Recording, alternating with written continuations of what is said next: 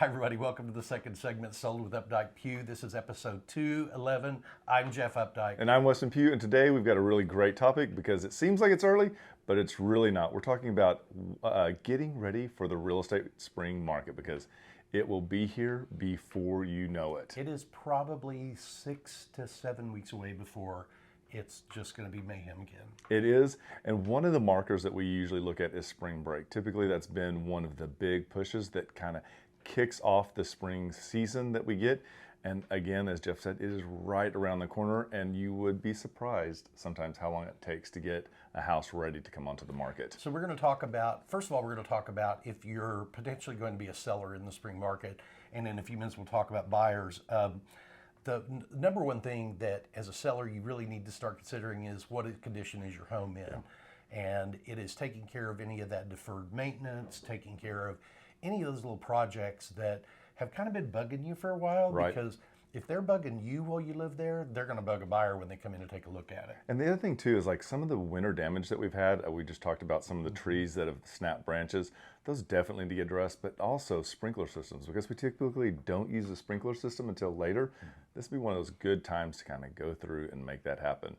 We like to talk about this also because there is a seller's disclosure that you'll be required to fill out. And this is when you really are telling everything that you know that needs to be done or has not been done on the house.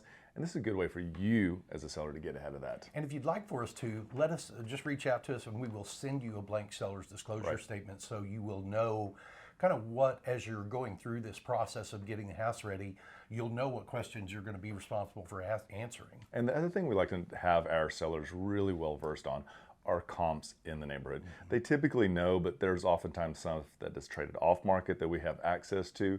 And this is one of those things that Jeff and I really try to stay focused, and we put the number on the house, but then days before it goes live, we just double check to make sure there's not something else that we couldn't get just a few more pennies out of.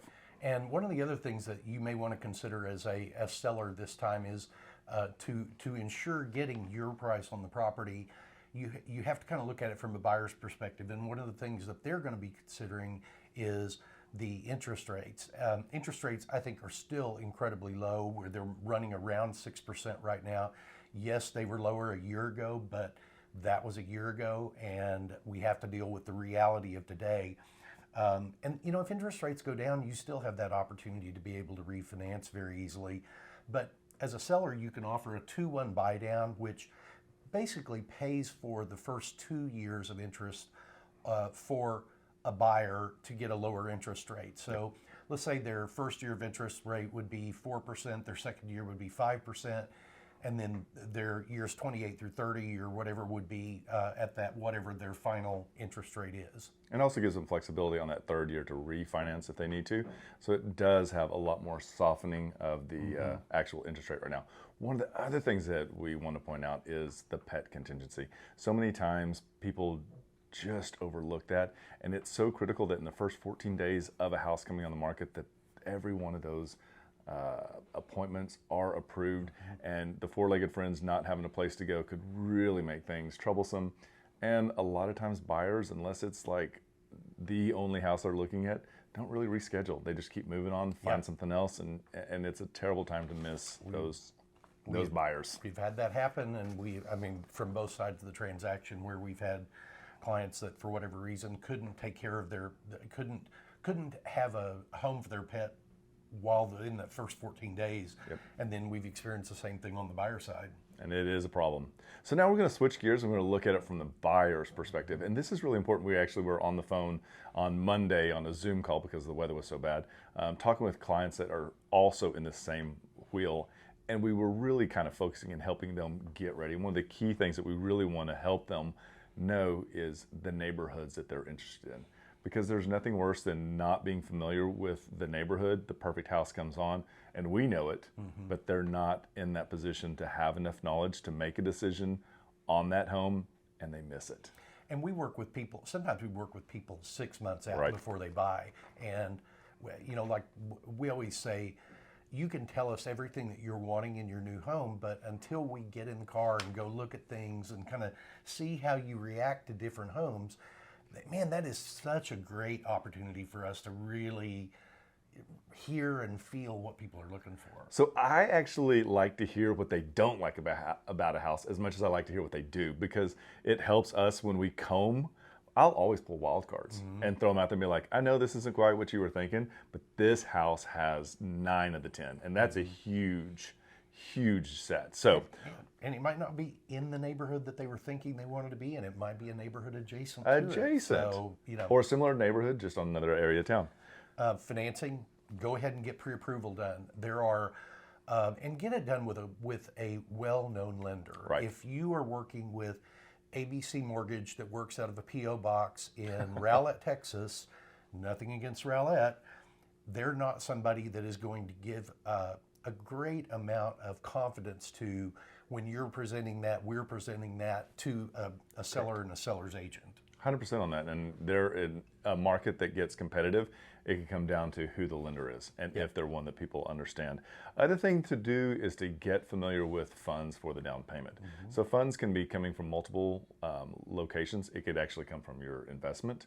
It could come from a 401k, or it could come from an actual relative as in the form of a gift. Absolutely. That being said, it can't just happen the day of closing. Right. So these are things to begin to work through, whether it's with your investment planner, to find out what the penalties are, what the timetable is, if it's worth it, and then also have things season in your account if they're gifted. And that's a whole nother thing. If you want more information about that, let us know, and we'd be happy to work through that with you. And last of all, understand the contracts. If you would like us to, we'll be happy to send you a copy of the blank contract, let you get a chance to get a little bit of comfort with that.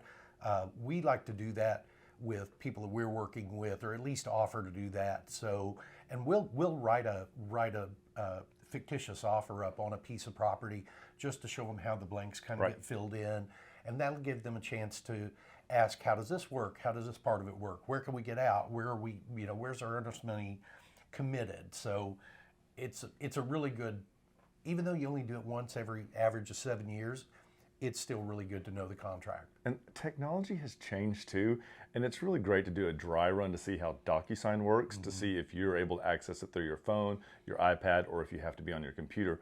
Because again, in markets that can get competitive, sometimes it's speed that actually wins the day. I would agree. So hopefully you found this helpful. If you are getting ready for the spring market, reach out and let us know. We'd be happy to help you. And just remember, we want to be your realtors for life. I did that wrong, didn't I? Close it one more time. Okay. Save that for the blooper reel. Yeah. So we hope you found that helpful. If there's any part of this that you'd like more information on, certainly reach out to us. And remember, we want to be your realtors for life.